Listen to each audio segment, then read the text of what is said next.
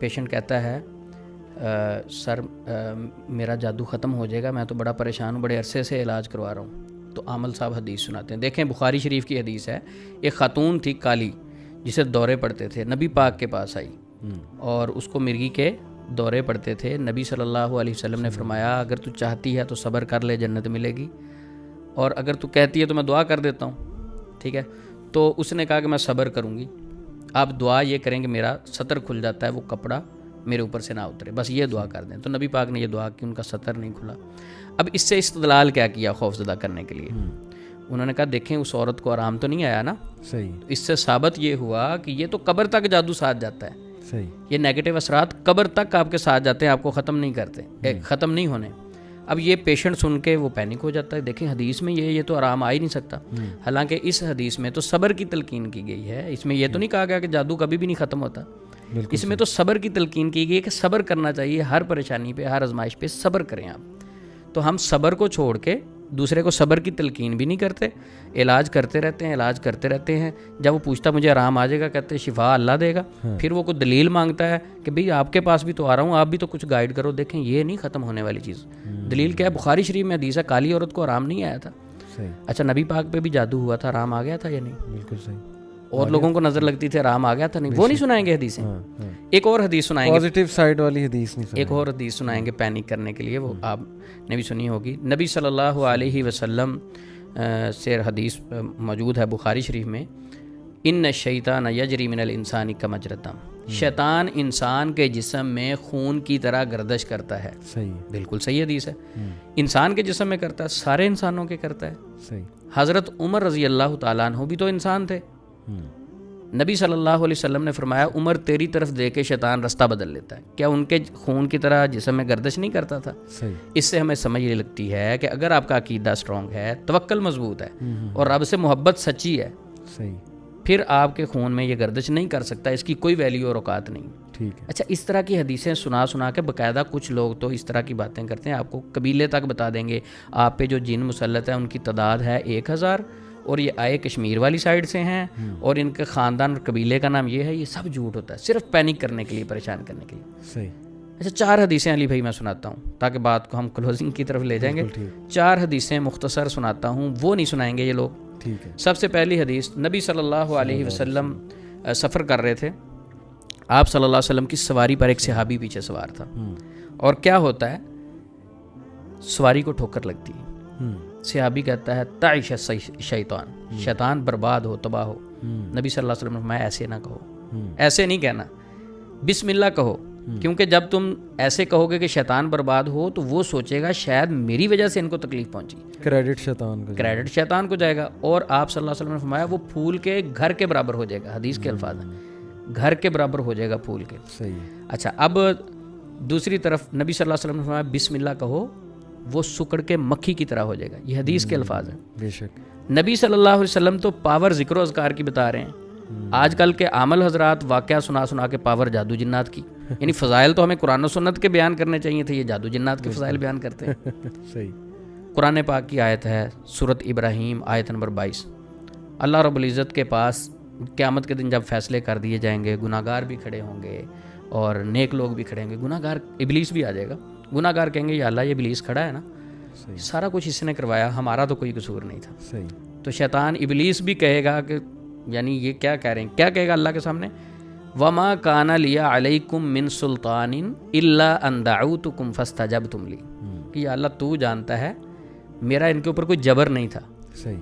تیری دعوت بھی آئی تھی، یہ تو مفہوماً ہے کہ اللہ کی دعوت بھی تھی، اور شیطان کہتا میں نے بھی ان کو دعوت دی، انہوں نے میری دعوت قبول کر لی، میرے وسوسے مان لیے، میری وجہ سے یہ شرک کی طرف چلے گئے، میرے وسوسے کی جبر نہیں کیا میں نے، زبردستی ان کو اٹھا کے قبروں پہ نہیں لے گیا، زبردستی اٹھا کے جادوگروں کے پاس نہیں لے گیا، انہوں نے اپنی مرضی سے کیا سارا. بالکل صحیح. اچھا آگے کیا ہے، فلا تلومونی ولوموا انفسکم، ابلیس مخاطب کر کے کہے گا اپنے نفسوں کو ملامت کرو، میرے اوپر نہ سارا کچھ ڈالتے جاؤ. تو شیطان کی تو اوقات اور ویلیو ہی نہیں ہے. یہ لوگ کتنا کلیئر ہے اس آیت سے دیکھیں. ہاں جی. اب سورۃ ابراہیم آیت نمبر 22 کا مطالعہ کریں، خود سمجھ لگ جائے گی پیشنٹ کو. اچھا نبی صلی اللہ علیہ وسلم پیشنٹ کو ڈیل کس طرح کرتے تھے؟ بڑی محبت کے انداز سے. میں ایک دو مثالیں دیتا ہوں, آج کل نہیں ملیں گی معاشرے میں یہ جو شریعت نے بتائی. یہ لوگ ذکر ہی نہیں کرتے, یہ ذکر کریں گے تو دکان بند ہو جائے گی. نبی صلی اللہ علیہ وسلم کے پاس ایک شخص آیا, بدو تھا, عرابی تھا. اس نے کہا اللہ کے نبی رات خواب دیکھا میرا سر کسی نے کاٹ دیا. مسلم شریف میں حدیث ہے, سر کسی نے کاٹ دیا, اس سر کے پیچھے میں بھاگ رہا ہوں. صحیح. اچھا, آپ صلی اللہ علیہ وسلم اس کی تعبیر کیا کرتے ہیں؟ مسکرائے. سب سے پہلے اس کا غم, ٹینشن, پریشر کو ڈاؤن کرنے کے لیے مسکرائے. آپ نے فرمایا شیطان تمہارے ساتھ چھیڑخانی کرتا ہے خوابوں میں سوئے ہوئے. ایسا خواب کسی سے ذکر نہ کرو. چیلنج ہے علی بھائی آج کے دور میں, ایسا خواب آپ کسی سے جا کے معالج سے ذکر کریں, وہ کہ اوہ ہو جادو ہو گیا آپ پہ, سر کاٹ دیا, ختم گیا علی بھائی, اتر گیا تھا سر, وہ جادو ہے جی, یہ تو کنفرم, اب تو کچھ بھی نہیں بچے گا. صحیح. اسلام کیا کہہ رہا ہے؟ نبی پاک کے پاس صحابی ہیں, آپ مسکرائے, یعنی ٹینشن ہی نہیں لی. اس کو بھی کہا حوصلہ کرو, یہ شیطان چھیڑخانی کرتا ہے. اچھا, میں نے علی بھائی ایک حیرانگی کی بات ہے, جتنی حدیثیں خوابوں کے ریلیٹڈ پڑھی, آپ صلی اللہ علیہ وسلم نے فرمایا برا خواب کسی سے ذکر نہیں کرنا. بالکل صحیح. آج کے معالجین, آج کے علاج کرنے والے آپ سے علاج شروع کرتے وقت برے خواب سے ہی بات شروع کریں گے. آپ میرے پاس ٹریٹمنٹ کے لیے آئے, میں سب سے پہلے کیا سوال کروں؟ علی بھائی برے خواب بھی آتے ہیں؟ ہاں جی آتے ہیں. بھینسیں بھاگتی ہیں پیچھے, بلڈ نظر آتا ہے, او ہو جد. اور اللہ کے نبی صلی اللہ علیہ وسلم تو منع فرما رہے ہیں کہ برا خواب کسی کو نہیں بتانا. اور آپ کون سے شرعی معالج ہو جو اس سے سب سے پہلے برے خواب کے بارے میں پوچھ رہے ہو؟ اور اسلام تو کہہ رہا ہے کہ برا خواب جو ہے کسی سے ذکر نہیں کرنا. کیا کرنا ہے؟ اعوذ باللہ من الشیطان الرجیم, بائیں کندھے پہ 3 بار تھوکیں, اسے زائل کر دیں, اسے اگنور کر دیں, ذہن سے نکال دیں. وسوسہ ہے ایک. تو یہ اسلام کا طریقہ کار کیا ہے کہ جب کوئی پریشان آتا تھا اس کو تھپکی ملتی تھی وہاں سے. اور آج کا معالج ہے, اس کے پاس آپ چلے جائیں, تھپکی کی بجائے مزید خوفزدہ کرے گا. کیوں؟ میں کہتا ہوں کہ انسان کے جسم میں شیطان اتنا نقصان نہیں دے سکتا جتنا خوف نقصان کرتا ہے. صحیح. اور خوف سب سے پہلے شیطان پیدا کرتا ہے, پھر اس شکل میں کچھ دنیا میں جو شیطان بیٹھے ہیں وہ ڈراتے ہیں, وہ پیدا کرتے ہیں. ایک اور حدیث بڑی مزیدار, جب یہ لوگ ڈرا کے پیشنٹ کا عقیدہ ویک کر دیتے ہیں, اسے پینک کر دیتے ہیں, انگزائٹی ڈپریشن میں لے جاتے ہیں, پریشان کر دیتے ہیں, اس کے بعد ان کا طریقہ کار بدل جاتا ہے. اچھا, اب اس میں جب ایک بندہ پینک ہو گیا ہے, ٹھیک ہے, اس کا نظریہ چینج ہو گیا ہے, تو اس کے بلیوز کے اکارڈنگلی اس کے فیصلے ہوں گے. نبی پاک صلی اللہ علیہ وسلم ایک بوڑھے کا پتہ لینے گئے, تمارداری کے لیے گئے نبی صلی اللہ علیہ وسلم. آپ صلی اللہ علیہ وسلم نے جا کے اس بوڑھے کو کہا لا بأس طہور انشاءاللہ, کوئی مسئلہ نہیں, آپ نے پاک ہو جانا ہے, اس سے آپ ٹھیک ہو جانا ہے, آپ نے یہ بیماری آپ کو پاک کرنے والی ہے. تو بوڑھا پتہ کیا کہتا, اس میں ذرا نیگیٹیوٹی تھی, کہتا اللہ کے نبی صلی اللہ علیہ وسلم میں جانتا ہوں یہ خواب, یہ جو بخار ہے یہ ایک بوڑھے کو چڑھا ہے, اور بوڑھے کو پکڑنے کے بعد یہ اس کو قبر تک لے جائے گا. یہ حدیث کے لفظ ہیں. تو نبی پاک صلی اللہ, بخاری شریف کی حدیث ہے, نبی پاک صلی اللہ علیہ وسلم نے فرمایا ٹھیک ہے پھر اللہ تیرے ساتھ ایسا ہی معاملہ کرے. مختلف روایات میں ملتا ہے کہ نیکسٹ ڈے ہی اس کی ڈیتھ ہو گئی. اب اس کے اندر نیگیٹیوٹی تھی. آج کل مریض کے اندر نیگیٹیوٹی معالجین پیدا کرتے ہیں. صحیح. ایک خاتون کہتے ہیں محلے میں اگر بیمار ہو نا تو اس کی 10 خواتین پتہ لینے آ جائیں تو وہ ویسے ہی جاتی رہتی. اس کی وجہ کیا ہوتی؟ وہ ساتھ والی ہمسائی آئے گی نا, اس نے کہا باجی یہ تو میری ایک آنٹی کو مسئلہ بنا تھا, وہ تو بیچاری دنیا سے چلی گئی تھی. وہ بار بار نیگیٹو باتیں کر کے اس کے نفسیات پہ اثر ہوتا ہے. صحیح. تو یہ ساری چیزوں سے علی بھائی سمجھ یہ لگتی ہے کہ انسان کے نفسیات پہ یہ چیزیں اتنی اثر انداز ہوتی ہیں, انگزائٹی, ڈپریشن, سٹریس, اگر تو کسی اور معاملے کی وجہ سے تو ان سے بوسٹ اپ ہو جاتا ہے, مزید بڑھ جاتا ہے. کچھ لوگ تو آپ کو ایسے بھی کہیں گے علی بھائی جنات میں نے آپ کے جلا دیے اور آپ کے جن میں نے ایک بوتل میں قید کر دیے. ٹھیک ہے, آپ کے جن قید بھی ہو گئے بوتل, نیکسٹ ڈے وہی پھر حاضر ہو جاتے ہیں پیشنٹ میں. صحیح. وہ نیکسٹ ڈے کہاں سے آ گئے؟ اب عامل صاحب سے پوچھا جائے, سب سے پہلا سوال عامل صاحب سے پوچھا جائے آپ نے جن جلائے؟ جی. کتنے جلائے؟ جی 500 جن جلا دیا. ان سے حلفیہ پوچھیں کہ قسم کھا کے اٹھائیں آپ نے کبھی دیکھے ہیں جن جلے ہوئے؟ کبھی دیکھے ہوں؟ یہ جو گنتی کرتے ہیں کبھی سامنے کھڑے ہوئے دیکھیں؟ انہ یراکم ہوا وقبیل من حیث لا ترونہم, وہ تمہیں وہاں سے دیکھتے ہیں, آپ تو دیکھ نہیں سکتے. ایک معالج تو دیکھ نہیں سکتا, گنتی کیسے کر لیے؟ پھر کہتے جلا دیے. حضرت بخاری شریف کی حدیث ہے, حضرت علی رضی اللہ عنہ کے پاس کچھ زندیق لائے گئے, حضرت علی رضی اللہ تعالیٰ عنہ انہیں جلا دیا. یہی بات عبداللہ بن عباس رضی اللہ عنہ تک پہنچی.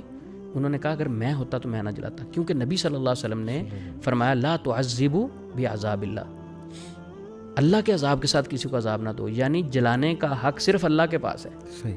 آج کا راکی، آج کا عامل، آج کا دم کرنے والا وہ کیسے کہتا ہے میں نے جن جلا دیے؟ یہ سب نفسیاتی حربے ہوتے ہیں. صحیح. جن بوتل میں قید کر دیے، نیکسٹ ڈے وہی حاضر ہو جاتے ہیں. اچھا ان سے سوال کرنا چاہیے، جو کل انہوں نے قید کیے تھے نیکسٹ ڈے وہی حاضر ہو جاتے ہیں، تو کیا ایک دن پہلے دیکھے تھے انہوں نے حاضر ہوئے تو نظر تو نہیں آئے تھے؟ تو جب ہوا میں ہی ساری باتیں کر رہے ہیں تو کیوں لوگوں کا وقت ضائع کر رہے ہیں؟ اصل پیشنٹس کو کاؤنسلنگ کی ضرورت ہے. کتنا دیکھیں سمپل ہے اور ہم نے کتنی کمپلیکیٹڈ بنا دیا ہے ساری چیزوں کو. وجہ عثمان میں علم نہیں ہے، نہ علم کی طرف آنا چاہتے ہیں، نہ علم حاصل کرنا چاہتے ہیں. جو علم کی طرف لائے اس کو کہتے ہیں بیوقوف ہے، اسے کیا پتہ.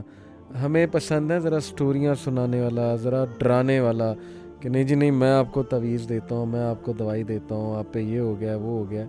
یہ سب شیطان کی گیم ہے. میں تو یہی کہوں گا کہ پاورفل بنا دیا اسے ہم نے، حالانکہ وہ کچھ بھی نہیں ہے. آپ نے اکثر آپ بات کرتے ہیں کہ بسم اللہ پڑھ کے دروازہ بند کریں، وہ ابلیس بھی نہیں کھول سکتا. ہم نے چھوٹے چھوٹے شیاطین کو اتنا پاورفل بنا دیا ہے، باتیں کر کے کریڈٹ دے کے، کہ اب وہ انسانوں پہ ہنستے ہوں گے کہ یار یہ ہے وہ حضرت آدم علیہ السلام کو سجدہ کرایا فرشتوں سے، یہ آدم کی اولاد ہے، اس کی وجہ سے جو ہے وہ ہم سے بادشاہت یہاں کی چھینی. پہلے جنات یہاں پہ ہوتے تھے. میں تو سمجھتا ہوں ہنستے ہوں گے کہ یہ ہے وہ خلیفہ اللہ کا، یہ اتنا ویک، اور بس چل رہا ہے جی ایسے. افسوس ہوتا ہے. بیسیکلی عامل لوگ اپنے قبضے میں لوگوں کو رکھنا چاہتے ہیں، اپنے کنٹرول میں رکھنا چاہتے ہیں کہ یہ کہیں ہم سے کوئی وظیفہ بتائیں گے، کہیں گے ہماری اجازت کے بغیر نہیں کر سکتے آپ یہ وظیفہ.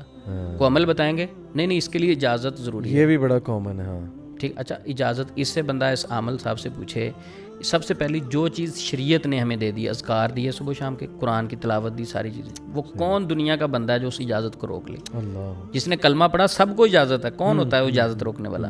تو اس کے پیچھے بھی ایک عقیدہ ہے لوگوں کا کہ اگر پیر صاحب اجازت نہیں دیں گے نا تو اس عمل کا اثر ہی نہیں ہوگا، کنٹرول کرنے کے لیے. اچھا ان سے ویسے یہ علی بھائی پوچھنا چاہیے، ایک بندے نے سورۃ الفاتحہ پڑھی 100 مرتبہ، کسی نے عمل بتایا تھا، عامل نے اجازت نہیں دی، اجازت کے بغیر اس نے 100 بار فاتحہ پڑھی.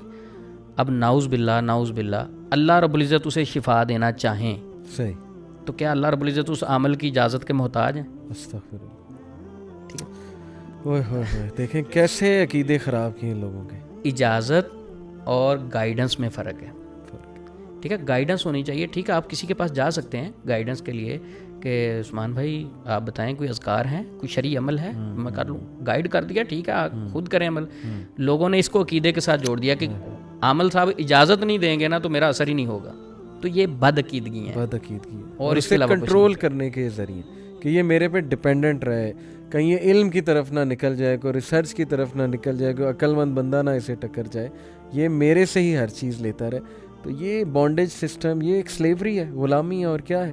اور اللہ کے رسول انسانوں کو اسی غلامی سے تو آزاد کرنے آئے تھے کہ اللہ کے بندوں اللہ سے کنیکٹ کرو، بجائے کہ لوگوں کے غلام بنتے